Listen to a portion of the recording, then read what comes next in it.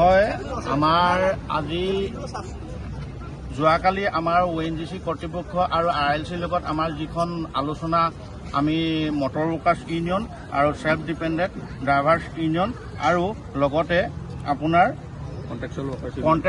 Contractual workers union আমি আছিলোঁ।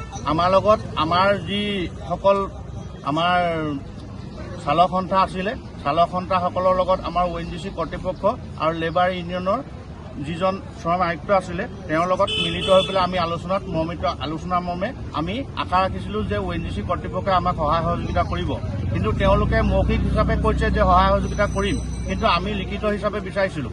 কাৰণ আমি আজি বহু দিনৰ পৰাই ইয়াত ONGC কৰ্তৃপক্ষক আমি সহায় সহযোগিতা কৰি আহিছোঁ। তেওঁলোকৰ ফুল্লি চিকিউৰিটি আমিয়ে লওঁ, আমিয়ে সকলো কথাতে সহায় সহযোগিতা কৰোঁ। আমি সহায় সহযোগিতা কৰি আগবাঢ়ি আহিছিলোঁ।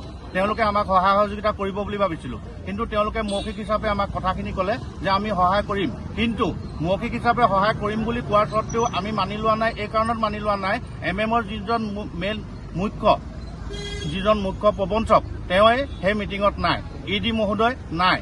তেনেহলে আমি কি কাৰণত কি হিচাপত আমি মানি ল'ম যে এই কথাখিনি সত্য বুলি আমাক প্ৰমাণিত কৰি দিব পাৰিব ONGCয়ে?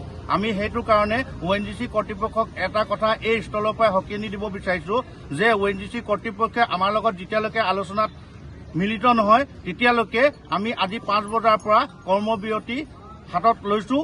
এই অনুষ্ঠান আমাৰ কৰ্মবিৰতি অনুষ্ঠানটো আমাৰ ONGC কৰ্তৃপক্ষই যেতিয়ালৈকে আমাৰ লগত আলোচনা নকৰে তেতিয়ালৈকে আমি অনাগত দিনলৈকে আমি আগবঢ়াই গৈ থাকিম বুলি আপোনালোকৰ মুখৰ আগত প্ৰতিশ্ৰুতি দিলোঁ। আৰু এই সুযোগতে আপোনালোকৰ সাংবাদিক কৰ্মীসকলক আমাৰ তিনিওখন সংগঠনৰ তৰফৰ পৰা আন্তৰিক অভিনন্দন জ্ঞাপন যাচিলোঁ।